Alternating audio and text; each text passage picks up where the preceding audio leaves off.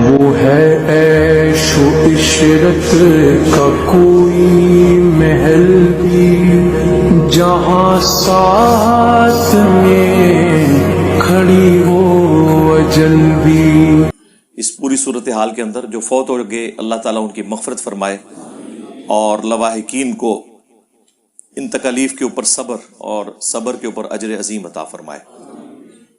ظاہر مسلمان کا ایٹیچیوڈ یہی ہے کہ ہر مشکل اور پریشانی میں خواہ وہ قدرتی آفت ہو یا ہماری گورنمنٹس کی مس مینجمنٹ ہو، اللہ ہی کی طرف رجوع لانا ہے، اس کے بعد اپنی اصلاح کی کوشش کرنی ہے۔ انا للہ و انا الیہ راجعون، لا حول ولا قوۃ الا باللہ، یا حی یا قیوم برحمتک استغیث، حسبنا اللہ ونعم الوکیل۔ اس حوالے سے چند ایک گزارشات میں نے آپ لوگوں کے سامنے رکھنی ہے اور انشاءاللہ سوشل میڈیا کے ذریعے پوری دنیا تک پہنچے گی۔ سب سے پہلے جو مجھے تکلیف ہوتی ہے اس حوالے سے کہ اس طرح کی جب بھی کوئی صورتحال اور قیامت کی ساری نشانیاں جو صرف پاکستان میں پوری ہوتی ہیں، یورپ اور امریکہ تو بڑی خوشحال زندگی گزار رہے ہیں، تو ایسی بری قسم کی جو سچویشن ہے اس کے اندر علماء جو ہیں وہ حکومتوں کو ریسکیو کرنے کے لیے پہنچ جاتے ہیں اور آپ کو یہ بھاشن دیتے ہیں کہ یہ اللہ کا عذاب آ گیا۔ جی اللہ کا عذاب تو پھر ان پہ آنا چاہیے نا جن کی وجہ سے آج تک ہم ذلیل ہو رہے ہیں۔ ہمارے بڑے وہ تو سکون کی زندگی گزار رہے ہیں، انہوں نے اگر وزٹ بھی کرنا ہے تو ہیلی کاپٹرز کے اندر کرنا ہے، تصویریں کھچانی ہیں، جعلی قسم کے ہاسپٹلز اور ٹینٹس قائم کر کے تصویریں سوشل میڈیا کے اوپر ڈال کے تو آپ سے چندے بٹورنے ہیں۔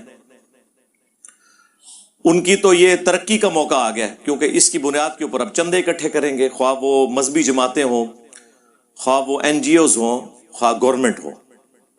ان میں اچھے لوگ بھی ہیں، میں سب کو نہیں برا کہتا، لیکن عموماً ایسے معاملات میں زیادہ تر لوگ جو ہے وہ مس یوز ہی کرتے ہیں اس فنڈ کو۔ ان کے اوپر تو کوئی عذاب نہیں آیا، ان کے لیے تو نعمت بن کے یہ چیزیں آئی ہیں۔ ابھی تو باہر سے جتنی امداد آئے گی آپ کو پتہ ہے کتنی یوز ہوتی ہے۔ 8 اکتوبر 2005 کے زلزلے میں جو کچھ ہوا وہ آپ کے سامنے ہے۔ پھر اس ساری صورتحال کے اندر یہاں پہ جو چیزوں کے ریٹ بڑھ جاتے ہیں وہ تو ماشاءاللہ مسلمان ہی بڑھا رہے ہوتے ہیں نا۔ اس آفت کے اثرات پہنچنے میں ابھی ہفتوں چاہیے ہوتے ہیں، لیکن جو چیزیں انہوں نے پہلے خرید کے رکھی ہوئی ہوتی ہیں، بیسک نیڈز کی چیزیں، آلو، ٹماٹر، پیاز، ان کی قیمتیں 3 گنا بڑھا دیتے ہیں۔ تو اس سے آپ اندازہ لگا لیں کہ ان لوگوں کو اپنی قبر و آخرت کی کوئی فکر نہیں ہے۔ آپ کے سامنے ہے صورتحال ساری۔ تو ایسے موقع کے اوپر علماء کا کام صرف یہ نہیں ہے کہ ان کو آخرت اورینٹڈ کریں، یہ بھی ضروری ہے۔ اصل چیز یہ ہے کہ حکمرانوں کو، بڑوں کو جھنجھوڑا جائے کہ یہ آفتیں جو آپ کے ملک میں آفت بن کے آئی ہوئی ہیں، یہ یورپ اور امریکہ میں ہوں تو یہ اپرچونٹی ہے۔ وہاں والی جو آفتیں ہیں وہ تو آپ سوچ بھی نہیں سکتے، یعنی سمندری طوفان، اس کو تو آپ نہیں روک سکتے،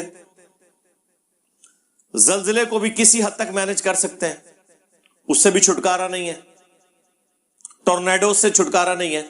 لیکن یہ کون سی آفت ہے کہ بارشیں زیادہ ہوئی ہیں اور ان ساری چیزوں کو آپ ڈیم بنا کے مینج کر سکتے تھے۔ ڈیم اسی لیے بنائے جاتے ہیں، اور آج سے نہیں بنائے جا رہے، ہزاروں سال سے بنائے جا رہے ہیں، قبل از مسیح بن رہے ہیں کہ پانی سٹور کیا جائے اور جب بارشوں کا موسم آئے تو پہلے ہی پانی کو ریلیز کر دیا جائے تاکہ وہ ڈیم جو ہے وہ ایکسیسو پانی کو اپنے اندر سٹور کر لے۔ اسی لیے آپ کو پتا ہے الارم بھی بجنے شروع ہو جاتے ہیں، اب تو ٹیکنالوجی بہت اوپر جا چکی ہے۔ ایک طرف آپ کو بتایا جاتا ہے کہ جی تیسری جنگ عظیم جو ہے وہ پانی کے اوپر ہوگی، اور دوسری طرف پاکستان کی ہسٹری کی سب سے زیادہ بارشیں ہوئی ہیں، تو ہم نے کوئی ایک ڈیم بھی بنایا ہے کہ سٹور کر سکیں؟ ہاں یہ ضرور ہوا ہے کہ درجنوں ڈیم جو چھوٹے چھوٹے بنے ہوئے تھے بلوچستان کے اندر وہ ٹوٹ گئے ہیں، اور ٹھیکیداروں کی جو حرام خوریاں ہیں وہ ہمارے سامنے آئی ہیں۔ تو ان کے اوپر تو کوئی عذاب الہی بظاہر اس طرح کا نازل نہیں ہوا، وہ انڈیویجول لیول پہ ان پہ عذاب آئے گا، وہ الگ چیز۔ لیکن اس موقع کے اوپر یہ بات کرنا کہ یہ اللہ کا عذاب آ گیا، یہ اس ملک کے ساتھ خیانت ہے، اس ملک کی عوام کے ساتھ دھوکہ دہی ہے، اور یہاں کے اشرافیہ کو ایک ریسکیو کرنے کے مترادف ہے میرے نزدیک۔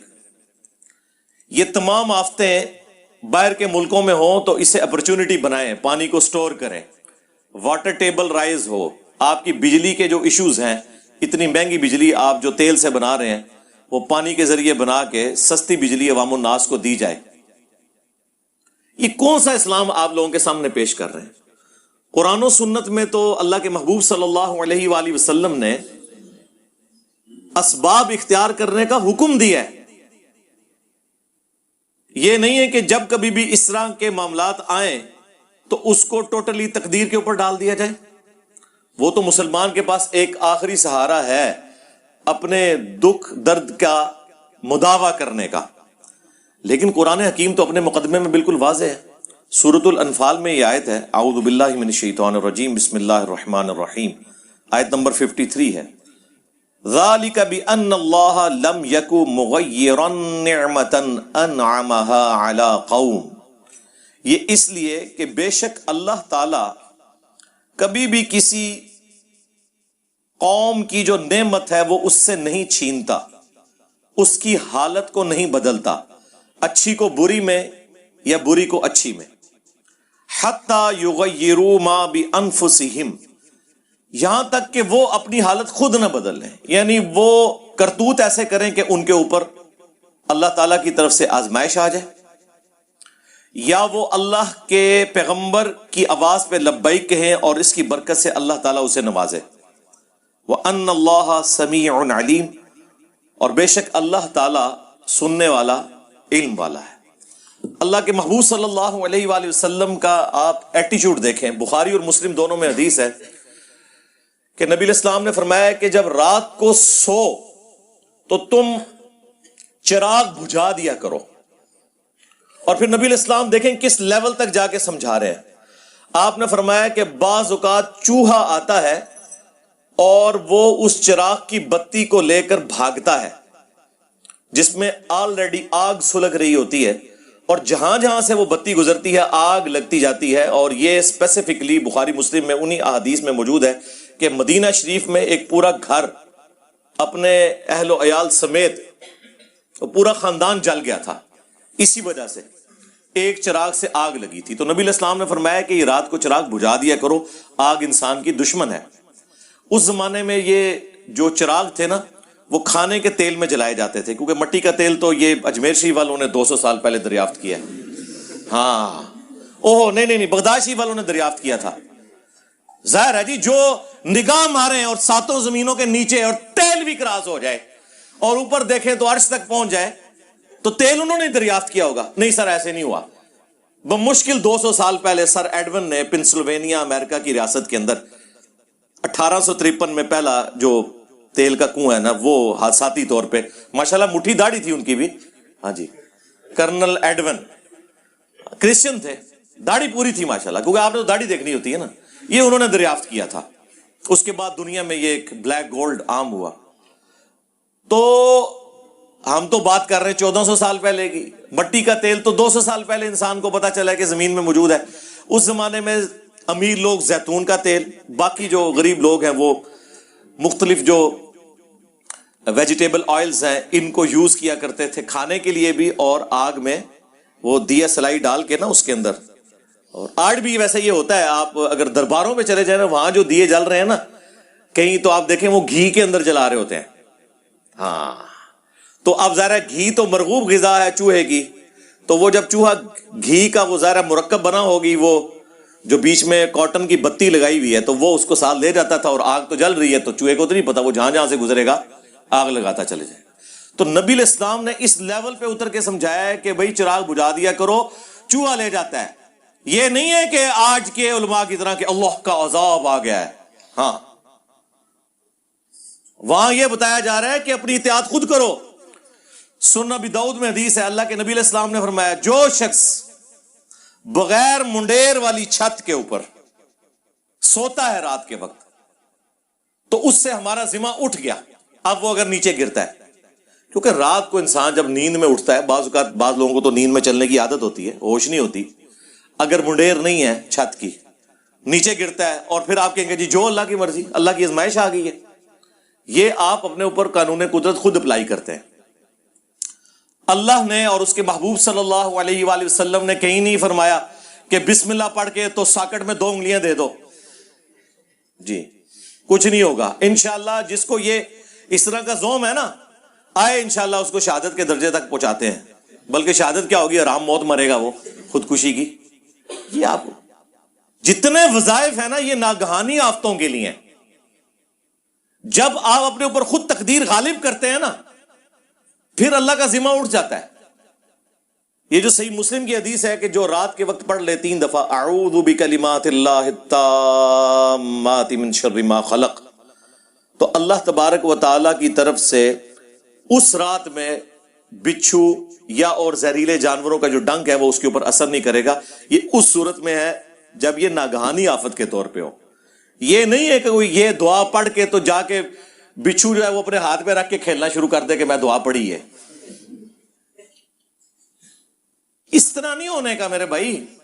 نہ آپ بسم اللہ پڑھ کے تو زہر پیے تو بچ جائیں گے. وہ کہانیاں جو آپ کو کرواتے رہے خدا کے لیے, زہر والا مسئلہ تو حل ہو گیا, پتہ ہی نہیں جعلی زہر ہے کہ اصلی ہے.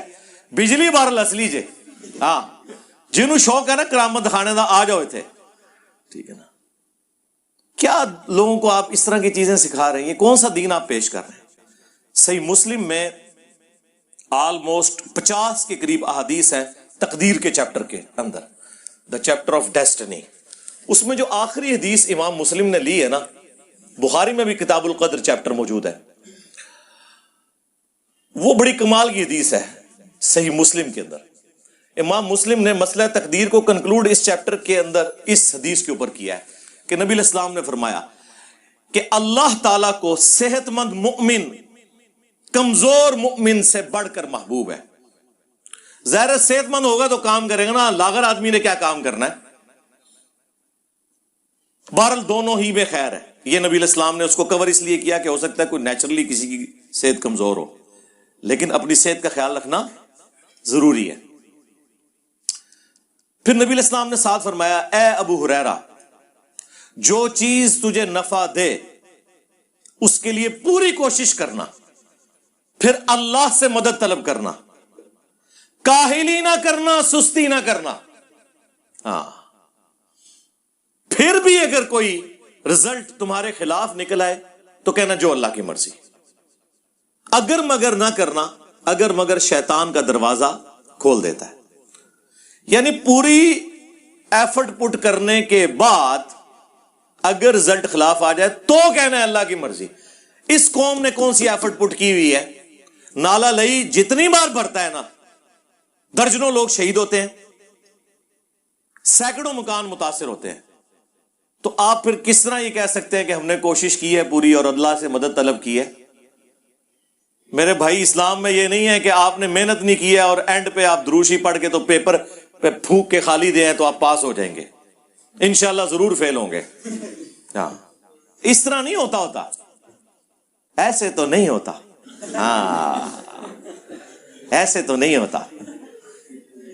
یہ کن کہانیوں کے اندر ہمارے علماء نے, ہمارے بڑوں نے ہمیں ڈالا ہوا ہے. آپ لوگ اکثر پوچھتے ہیں نا کہ یہ قوم ترقی کیوں نہیں کرتی, مسلمان پیچھے کیوں رہ گئے؟ انہی وجہ سے. خود عیاشیوں کی زندگی گزار رہے ہیں, آپ کو اس کام میں ڈالا انہوں نے جو اللہ کی مرضی. خود سارے کام کر رہے ہیں, کوئی موقع نہیں جانے دیتے. ابھی دیکھیں سارے مولوی ایک ایک کر کے جو ہے نا چندے بٹورنے کے لیے نکل آئے. ان کو پوچھو تمہارا کیا ایکسپیرینس ہے کہ تم جا کے وہاں پہ جا کے تقسیم کرو گے؟ وہاں تک پہنچ ہی نہیں سکو گے. صرف کریڈیبل جو لوگ ہیں نا جی, ان کو آپ چندہ دیں, عیدی والوں کو دیں. جماعت اسلامی کی الخدمت فاؤنڈیشن ہے جن کی ایک پوری دنیا کے اندر ایک کریڈیبلٹی ہے, کئی ملکوں میں وہ کام کر رہے ہیں, ان کو آپ دیں. اسی طریقے سے لوکل لیول کے اوپر جن کے اوپر آپ کا اعتماد ہے ان کو دیں, مولویوں کو نہ دیں. یہ ان کی توندیں بڑھیں گی. آپ دیکھیں ایک ایک کر کے سارے مولوی نکل رہے ہیں کہ جی ہم تو یہ کام کرنے جا رہے ہیں, یہ کرنے جا رہے ہیں. بھائی کیا کریں گے؟ آپ سے 1 کروڑ روپیہ لیں گے, 2-3 لاکھ روپیہ ان کے اوپر لگائیں گے, باقی راستے میں وہ جو انہوں نے فیولنگ کے اوپر خرچہ کرنا ہے اور جو اپنی یاشیاں کرنی ہیں. پہلے اگر انہوں نے ٹفن میں کھانا لے کے جانا تھا, اب اسی پیسے کی مر کڑائی بنوائیں گے, اور کہیں گے ہم تو اللہ کی راہ کے مسافر ہیں اور ہمارے اوپر یہ لگ جائے گا چندہ. آپ کو پتہ ہی نہیں ہے کیا کیا ہیلے کرتے ہیں. میں تو ان کے ساتھ رہا ہوں نا. ان کی یاشی کا لیول آپ چھوڑ دیں کیا ہے, تو اپنے چندے ان کے اوپر ضائع نہ کریں. اور جو لوگ بھی اس حوالے سے جتنی این جی اوز کام کر رہی ہیں ہم انہیں اپریشیٹ کرتے ہیں. اللہ تعالیٰ انہیں جزائے خیر دے. اور پاک فوج بھی اس حوالے سے کام کر رہی ہے, لیکن بہت زیادہ کام کرنے کی ضرورت ہے. میں تو سیٹسفائی نہیں ہوں جس لیول کا کام ہو رہا ہے, کیونکہ سب سے آرگنائز ادارہ پاکستان میں فوج کا ہے. وہ بہت بہتر اس سے پرفارم کر سکتے ہیں, وہ کریں. رہ گئے پولیٹیشنز, تو وہ تو بےچارے آپس میں لڑنے بھڑنے کے سوا ان کے پاس اب کچھ نہیں بچا ہوا, ٹھیک ہے, یا تصویریں کھنچوانے کے سوا. اب بھی اس موقع کے اوپر آ کے بیٹھ جاؤ خدا کے لیے. کئی بار میں چیخ چکا ہوں کہ یار دو کام کرو, ایک چارٹر آف ڈیموکریسی لکھو تاکہ یہ ایک دوسرے سے گلے کرنا بند کرو کہ فلاں نے فلاں کی ٹانگ کھینچی اور اس کی حکومت ختم کروا دی. کنسنسس ہوگا, حکومت 5 سال سے پہلے گرے گی نہیں. عوام پھر فیصلہ کرے گی کہ اب اس کے ساتھ کیا سلوک کرنا ہے. دوسرا چارٹر آف اکانومی لکھ لیں کہ اکانومی کے پوائنٹ آف ویو سے جتنی اکنامک پالیسیز ہیں وہ کنسنسس سے اپوزیشن اور گورنمنٹ کے بنے, تاکہ کوئی بھی گورنمنٹ میں آئے وہ یہ نہ کہ یہ پروجیکٹ تو پچھلے نے شروع کروایا تھا, یہ تو وہ کمٹمنٹ کر گیا, ہمارا کیا قصور ہے. سارے بیچ میں شامل ہوں. اب اس موقع کے اوپر اس آفت کے اندر اگر آپ نے اکٹھا نہیں ہونا تو بعد میں کب ہونا ہے. اچھا, یہ ہم جب باتیں کریں گے نا تو آپ میں سے بعض بھولے لوگ یہ کہیں گے کہ جناب انجینئر صاحب آپ کیوں نہیں سیاست میں آ جاتے. ہاں, تاکہ جڑا میں کام کر رہا ہے اس تو بھی جاندا رہا. ہاں, آپ کیوں نہیں آ جاتے. ہم یہ کرٹیسزم اس لیے نہیں کر رہے کہ ہم انہیں کہتے ہیں کہ ہم آپ سے بہتر کام کر سکتے ہیں, نہیں یہ نہیں کہہ رہے. ہم یہ کہہ رہے ہیں کہ جو آپ کر سکتے ہیں وہ تو کریں نا. ہم کب کہہ رہے ہیں کہ ہم یہاں آگے بیٹھنا چاہتے ہیں. ماشاءاللہ آپ لوگوں کا اتنا تجربہ ہے. اپنے ذاتی بزنس کے اندر کون ناکام ہے مجھے بتائیں. سب لوگ جو ہے وہ جنہوں کہتے ہیں نا سر کڑائی وچ ہے, دسے کہ ہوئی تے سر کڑائی وچ, یہ حالت ہے. یہ سارے کا سارا نزلہ غریب لوگوں کے اوپر گر رہا ہے. اپنے کاروبار تو ان کے آپ دیکھیں کس طرح ترقی کر رہے ہیں, تو اسی طرح کی ایفرٹ یہ پٹ نہیں کر سکتے. اور پلوں کی حالت دیکھیں آپ, پل ٹوٹ گئے. میں سوچ رہا تھا یہ پل جو ٹوٹے ہیں ان سے پل کہاں سے بننے ہیں, ان کو تو مہینوں چاہیے. اور غریب بندے کی جو سواری ہے ریل گاڑی ٹرین, وہ تو آپ بےچارے یوز کر بیٹھے. بلوچستان تو آلموسٹ کٹ آف ہو چکا ہے. جنوبی پنجاب کی بھی آپ نے حالت دیکھ لی ہے, کے پی کی حالت دیکھ لی ہے, ٹھیک ہے. کے پی میں کل وہ دیکھ رہا تھا لوگوں کا, آپ ذرا دیکھیں کہ لیول کیا ہے. بالکل پل کے ساتھ سے پانی گزر رہا ہے اور وہ پل کے اوپر نہ بچوں سمیت نہ پکنک منانے کے لیے آئے ہوئے ہیں. ان کو پتہ ہی نہیں ہے یہ پل جو ہے نا یہ پورے کا پورا ہی بہ گیا, تو پھر کیا کرو گے. نہ وہ روکنے سے رکتے ہیں. یہ اس قوم کا مینٹل لیول دیکھ لیں کیا ہے. پھر وہ جو 5 بھائی تھے یا دوست تھے جو بھی, جو گھنٹوں تک فریاد کرتے رہے آپ کے سامنے, ٹھیک ہے, ایک ہیلی کاپٹر نہیں وہاں پہنچ سکا. اور یہ واقعہ اس جگہ کا ہے کہ جہاں پہ حکومت اس لیڈر کی ہے کہ جس نے پوری قوم کو جو ہے نا وہ, اب میں یہ نہیں کہتا ٹرک کی بتی کے پیچھے لگایا ہوا ہے, تقریریں کروائیں ان سے, ٹھیک ہے, باتیں سنیں ان کی. ہم نے ان لوگوں سے عشق اس لیے کیا تھا کہ چوروں سے جان چھوٹی ہے. ہمیں کیا پتا تھا سب سے بڑے چور اور ڈاکو اس کے ساتھ بیٹھنے والے لوگ نکل آئیں گے اور ان کی سرپرستی یہ شخص کر رہا ہوگا. کے پی میں کس کی حکومت ہے پچھلے آلموسٹ 10 سال سے, تو وہاں تو سیلاب نہیں آنا چاہیے تھا نا, وہاں تو صورتحال بہتر ہونی چاہیے تھی. او بھائی جیڑا کٹو ہی لال جے.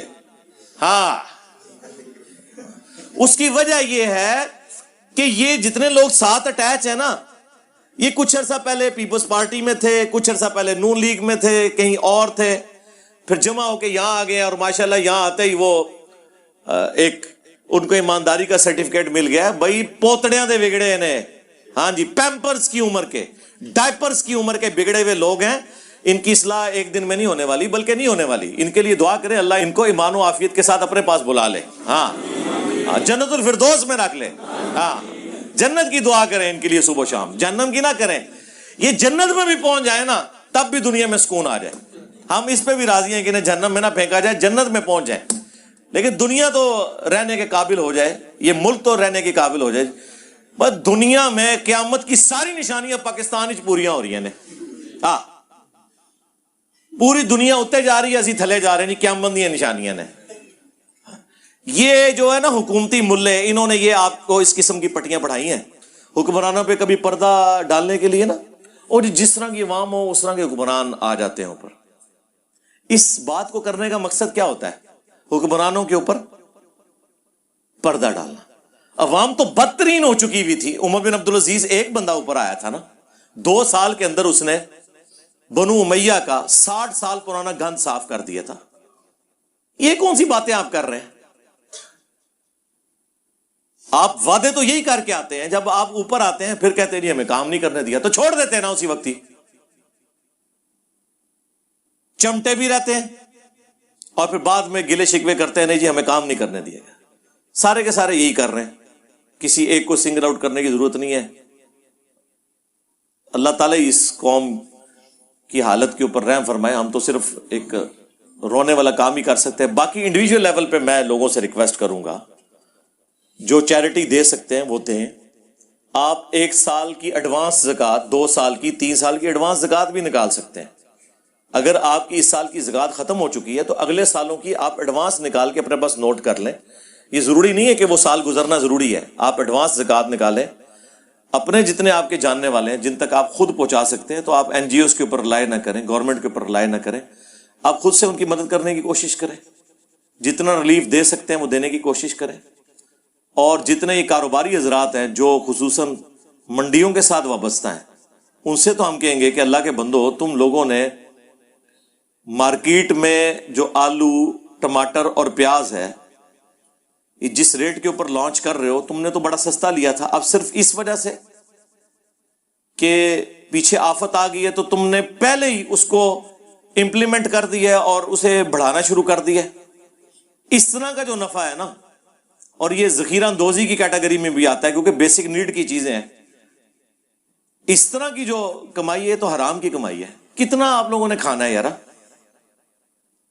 آپ منڈیوں میں ایسے ایسے بیوپاری بیٹھے ہوئے ہیں جو ایک ایک دن میں کروڑوں روپیہ کماتے ہیں, عام حالت میں بھی.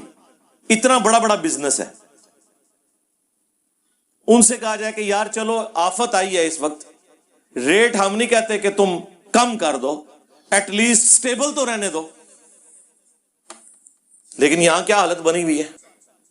لیکن یہ اب آپ دیکھیں کہ آہستہ آہستہ انہوں نے کس طریقے سے معاملات کو چلیں. ابھی خیر یہ آفت آئی ہے, کوئی اللہ تعالیٰ سے ڈریں. مر رہے ہیں تم لوگوں نے, یعنی ہونا تمہارے ساتھ یہی کچھ ہے. یہ جتنا کماتے ہو نا, اینڈ پہ جب ساتھ والے گھروں تک تمہاری لاشوں کی بدبو پہنچتی ہے نا, تو وہ آ کے ریٹریو کرتے ہیں کہ جی وہ بچے تو ادھر ہے ہی نہیں تھے, وہ تو باہر کے ملکوں میں بیٹھے ہوئے تھے, یہ مر گئے ہیں پیچھے. ٹھیک ہے, جنازے ہم لوگوں نے تم لوگوں کے پڑھنے ہوتے ہیں, عوام الناس نے. یہ حرکتیں چھوڑ دیں. یہ ہر بندے نے انڈیویجول لیول پہ اپنے اوپر خود ایمفسائز کرنا ہے, اللہ سے ڈرنا ہے, اور بجائے یہ کہ ہر معاملے کو تقدیر کے اوپر پھینکنے کے اپنی اصلاح کی کوشش کرنی ہے. اسی حوالے سے میں نے آیات اور احادیث بھی آپ کے سامنے پیش کر دی. صلو علی محمد و آل محمد, اللہم صلی علی محمد وعلی آل محمد واصحاب محمد وازواج محمد اجمعین الی یوم الدین.